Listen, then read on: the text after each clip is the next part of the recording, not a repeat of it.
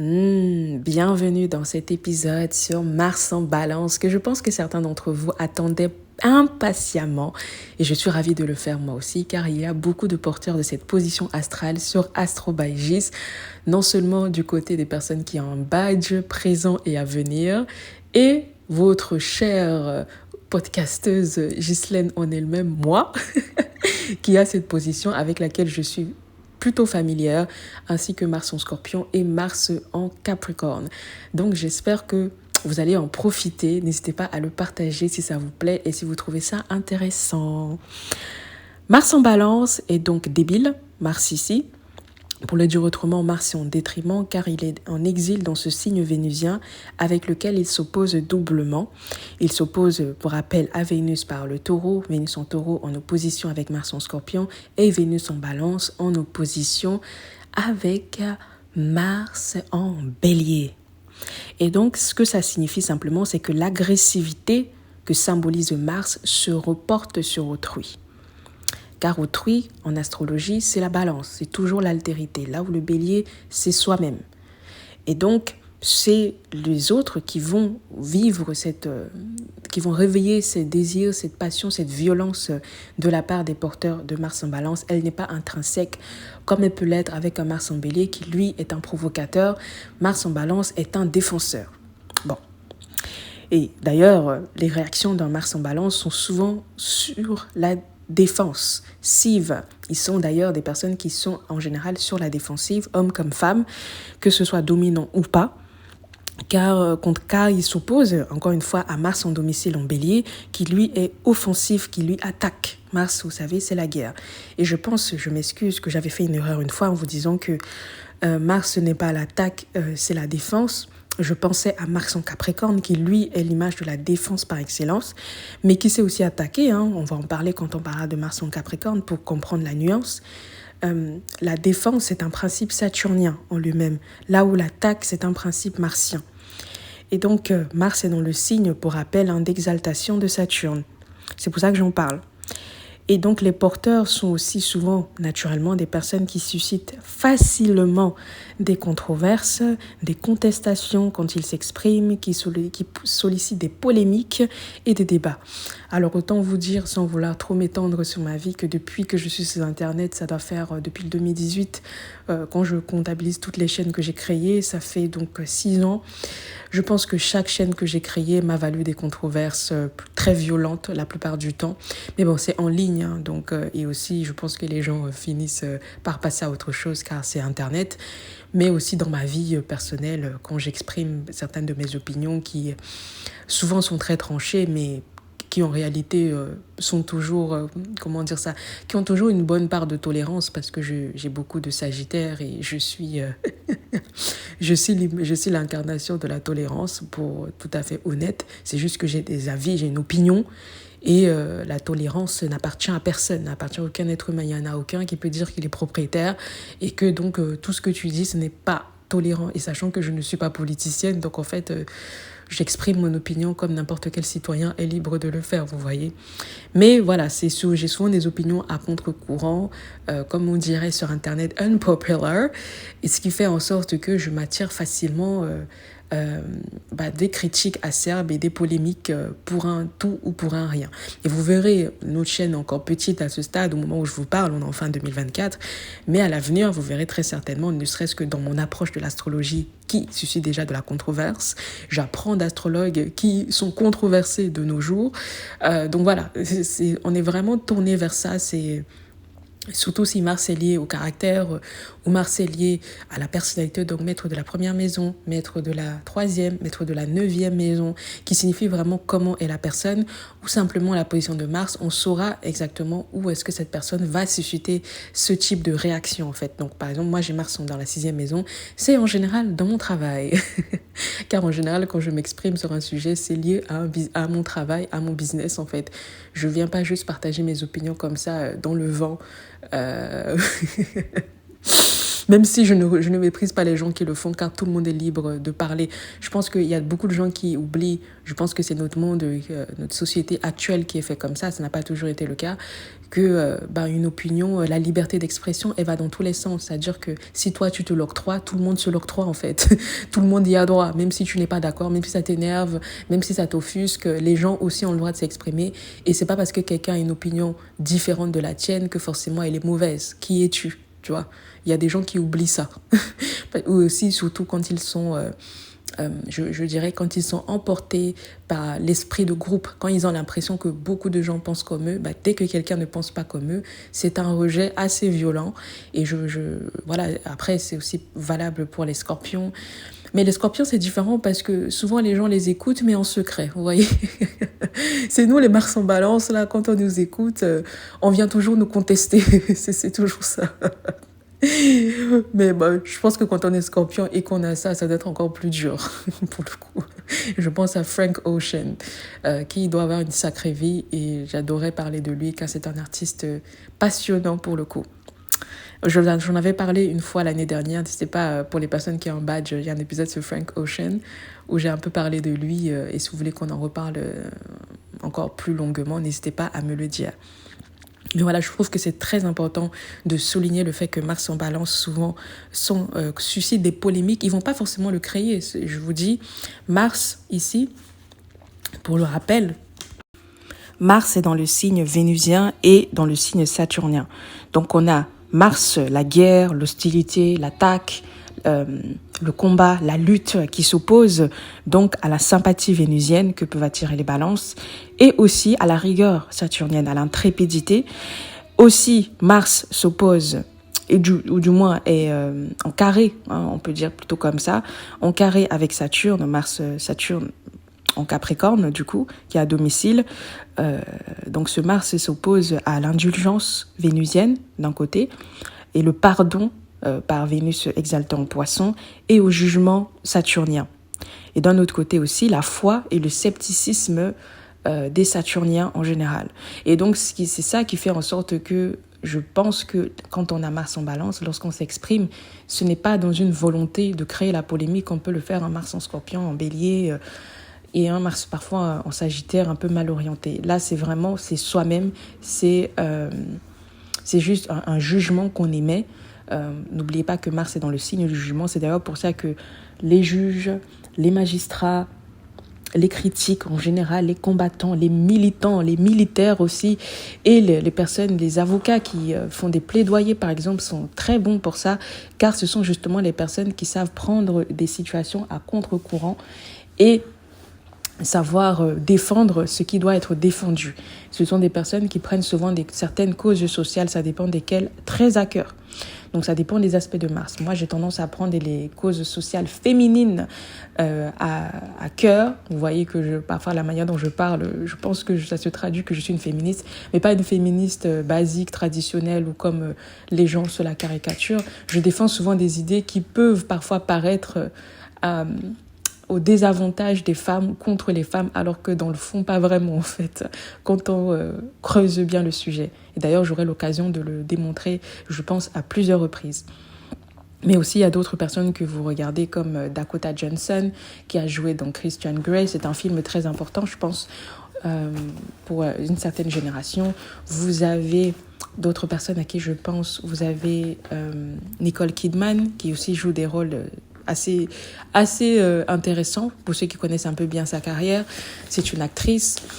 Qui est-ce que je peux penser? Je pense à comment elle s'appelle? Chopra quelque chose. Je ne sais plus comment elle s'appelle. C'est une indienne. Seigneur, excusez-moi. Vous avez Maria Callas, vous avez Kris et Kylie Jenner, qui elles aussi sont importantes. Surtout Kris, notamment, ce serait intéressant de faire son thème, car elle n'a donné quasiment naissance qu'à des filles. Et vous voyez bien comment elle a orienté les carrières de ses filles. C'est une certaine image des femmes que on peut dire qu'elle a défendue, pas forcément pas forcément de manière volontaire, on peut dire ça. Mais bon, on en reparlera. Donc, ce sont des personnes aussi avec Mars en Balance qui sont amenées souvent à lutter de nombreuses fois dans leur vie. Donc, bien voir encore une fois les positions de Mars Mars en balance en maison et aussi voir l'épisode que je vous avais fait sur les maisons astrologie. Je vais de moins donner l'essentiel de ce qu'il faut retenir des maisons. Étant donné qu'on reste sur la symbolique, Mars en balance fait en sorte que les actes martiens s'atténuent très vite, s'éteignent assez facilement, car ce sont souvent des personnes qui manquent de persévérance, encore une fois, quand c'est lié au caractère et selon la maison où se trouve Mars et ce dont il est maître, évidemment. Il faut voir aussi, car Mars, naturellement, est en carré à Mars en Capricorne et aussi à Saturne en Capricorne, qui est le maître par exaltation de la balance. Et donc, il manque de persévérance, il manque aussi de patience, qui est en principe une qualité capricornienne ou saturnienne. L'action aussi des Mars en balance s'éparpille assez vite. Ce sont des personnes qui agissent avec de la réflexion et aussi, comme on peut dire, de la stratégie. Ça va de soi. Là où le Mars en bélier, il agit de manière instinctive, le Mars en balance, il agit de manière réfléchie et stratégique. Ce qui ne veut pas forcément dire que ça s'oppose. Parfois, on peut allier les deux. C'est d'ailleurs pour ça que Mars est exalté en Capricorne, car le Capricorne est capable des deux. Et aussi, donc, c'est quelqu'un qui va subir des critiques acerbes, encore une fois, à cause de ses opinions, mais je l'ai déjà dit. On peut même résumer Mars en balance en disant que ce sont des personnes qui savent se mettre à dos la société, car Mars est en exil dans le signe de la balance, symbole de la société en astrologie. C'est aussi un Mars très bon pour les juges, action de jugement, traduction littérale de Mars en balance. Aussi, Mars en balance, ici dans ce signe, symbolise la communication qui est encore une fois un principe vénusien. Donc Vénus, c'est la voix et le discours, la voix par le taureau et le discours par la balance, avec autrui et par l'effort.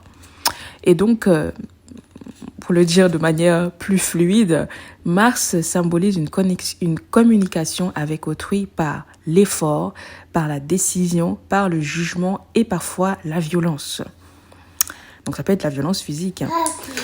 Et aussi d'ailleurs, ça peut amener la personne à vivre de nombreux procès dans sa vie, en général plutôt des procès verbaux. C'est une position, si on reste encore une fois dans la symbolique vénusienne, qui joue des tours dans le mariage, qui va susciter des débats, des critiques acerbes d'autrui. C'est quelqu'un qui peut être très critique. Encore une fois, la balance, c'est le signe du jugement. Les gens l'oublient souvent.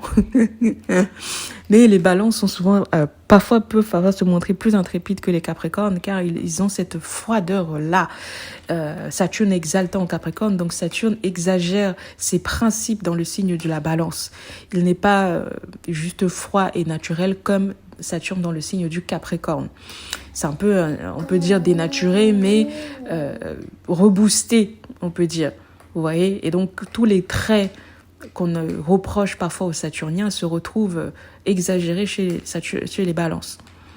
Et donc, ils peuvent être encore plus durs avec leurs partenaires que n'importe qui d'autre, ce qui fait en sorte que leurs partenaires rompent ou alors ça crée des clashs pour les personnes qui aiment un peu plus la confrontation. Aussi, mais de manière générale, ça n'a pas vraiment d'effet sur le mariage. Là, vraiment, c'est sur le couple. Ça a plutôt des effets bénins. En général, je pense, dans la vie de tous les jours, ça cause plutôt l'éloignement du conjoint, tout simplement. Car c'est aussi ce que symbolise la balance, donc conjoint de tous les sexes, selon votre orientation. Cela est souvent dû au fait du travail ou d'un stage ou d'un déplacement, ou tu as un métier où ton partenaire doit souvent bouger. Il va peut-être avoir des accidents vu que Mars en balance et en exil. Et Mars, c'est un des symboles des accidents avec Uranus. Et d'ailleurs, avec Mars en balance, souvent, les fins de contrats légaux sont souvent difficiles et tumultueuses, qui d'ailleurs est un fait qui peut s'accentuer par l'ensemble du thème s'il est davantage plutonien. Alors là, martien ou uranien, même d'ailleurs, des ruptures assez soudaines et brutales, qui font en sorte que la personne a du mal à sortir d'une relation, à sortir d'un lien avec quelqu'un de manière fluide. Il faut aussi voir Saturne dans son signe pour savoir comment les choses finissent et surtout si Saturne est en harmonie avec ce Mars. Ça peut peut-être atténuer le conflit si Saturne est en conjonction en balance. Mais socialement, il faut retenir que Mars en balance, lorsqu'il faut signer un contrat, il a vraiment du mal à en sortir de manière pacifique, hein, car ce n'est pas la meilleure position de Mars dans ce signe. Pour les porteuses de Mars en Balance, je pense que c'est juste de dire que ce sont souvent des femmes qui aiment beaucoup le sexe. Et les hommes aussi, d'ailleurs. Je ne vais pas me concentrer sur les femmes pour l'instant. C'est valable pour eux. C'est des personnes qui agissent pour s'unir avec autrui, pour créer du lien. Donc, sans vouloir... comment dire ça, m'étaler sur le sujet, car on est en public, naturellement. Si vous voulez qu'on parle davantage de ce sujet ou vous voulez découvrir les bonus que je vais faire, n'hésitez pas à prendre un badge parce que je ne me vois pas parler de sexe de manière étendue sur Internet, dans la place publique comme ça. Déjà que les gens ne m'aiment pas beaucoup, donc voilà. Je n'ai pas envie que quelqu'un prenne un extrait là, il va s'en sortir dans je ne sais quelle réunion ou je ne sais quel truc dégueulasse que les gens aiment bien faire sur moi. On pourrait dire que ce sont des personnes qui sont animées par les désirs d'autrui. Ils se laissent facilement emporter par ce que veut l'autre. Voilà, je vous laisse tirer vos propres conclusions. Et aussi, ils attirent très facilement le sexe opposé, ou le sexe qui les attire, hein, s'ils sont homosexuels, mais ont du mal à maintenir les liens, surtout si Saturne est disharmonieux, ou Vénus d'ailleurs. On rend quasiment toujours avec ces personnes-là, donc bien voir les aspects de Vénus et de Saturne pour la longévité et la stabilité de l'union. Pour les femmes plus précisément, encore une fois, ça peut simplement signifier que ce sont des femmes qui vont avoir des conjoints, des amants qui vont se blesser dans leur travail ou selon où se trouve Vénus, s'ils sont addicts à cause de leurs addictions. C'est une femme, pour son caractère, qui va être très indépendante. Vraiment encore plus que n'importe quel autre signe, que la Vénus en Scorpion, parce que là on est vraiment dans Mars, c'est l'action, c'est l'initiative, c'est la créativité, c'est le début, la naissance, et donc ce sont des femmes qui sont animées par elles-mêmes, qui sont animées socialement, sachant que les femmes sont toujours plus sociables que les hommes, et donc elles vont facilement avoir des pensées indépendantes, surtout si Mercure y est lié, une philosophie qui leur appartient, des idées qu'elles ont qui sont propres à elles-mêmes et qui vont simplement vivre leur vie comme elles l'entendent en fait, sans forcément trop se soucier, sauf si ce sont des cancers, c'est possible, ou des balances en soi, de ce que pense autrui. Voilà. Même si on aime bien être avec l'autre de manière paradoxale, vous voyez. Donc voilà, c'est un Mars en Balance qui donc on peut dire en conjonction avec à la fois Vénus et Saturne. Donc on a d'un côté l'union, la volonté d'avoir de l'harmonie, mais aussi la froideur et la solitude saturnienne qui sont conjointes à ce Mars symboliquement. Et donc ça fait en sorte que ça peut donner des personnes qui peuvent être parfois avoir l'air compliquées. Voilà, très compliqué, difficile à comprendre, difficile à cerner et parfois difficile à supporter, car on vit quand même dans une société où les gens n'aiment plus faire d'efforts dans les relations. Bon. Et d'un autre côté, c'est une femme qui peut donc vivre un deuxième mariage, un mariage plutôt dans sa deuxième vie, donc en général c'est après 40 ans, hein, à l'âge de Jupiter, si surtout Jupiter est harmonieux ou tout simplement en lien avec ce Mars. Voilà pour ce que j'avais à vous dire pour Mars en Balance. J'ai trouvé plein d'exemples de personnes qui l'ont. Donc vous avez, je n'ai pas eu le temps de regarder tous les thèmes, je vous ai juste pris un exemple sur lequel on va s'arrêter. Vous avez Jeffree Star, qui est un créateur de contenu, je suppose, qui fait du maquillage. Maria Callas, vous avez Edgar Allan Poe, vous avez Kim Jong-un, vous avez Kylian Mbappé, évidemment, on en a déjà parlé, j'ai un épisode sur lui, n'hésitez pas à regarder, deux même d'ailleurs. Il a été mentionné plusieurs fois sur cette chaîne et il le sera certainement encore. Sigmund Freud, vous avez J.K. Rowling. Il faudrait que je lise Harry Potter, je n'ai jamais lu. Oui, je sais, je fais partie de ces gens bizarres qui n'ont jamais lu Harry Potter. J'ai regardé peut-être un film, mais comme je n'ai pas grandi totalement en France, chez nous, Harry Potter, bon, comment vous dire, On a d'autres histoires à prendre avant. Mais je lirai certainement bientôt car ça a l'air passionnant. Le Dalai Lama, je pense c'est le 15. Bill Clinton, j'ai déjà cité Chris et Kylie Jenner. Nelson Mandela, Mylène Farmer. Ah oui, j'ai oublié les Mylène Farmer. Est-ce qu'elle a des combats sociaux, Mylène Farmer? Ou est-ce que vous dénotez dans ses chansons des choses qu'elle souligne, sur lesquelles elle met l'accent, ou peut-être sur sa manière de gérer sa carrière? Parce qu'a priori, elle est mystérieuse. Je sais qu'elle a du succès depuis très longtemps. D'ailleurs, il y a une blague sur Internet, sur la chaîne de Music Feelings, qui dit qu'elle doit avoir un marabout puissant parce qu'elle n'a jamais floppé. Donc, je ne sais pas si vous en savez quelque chose.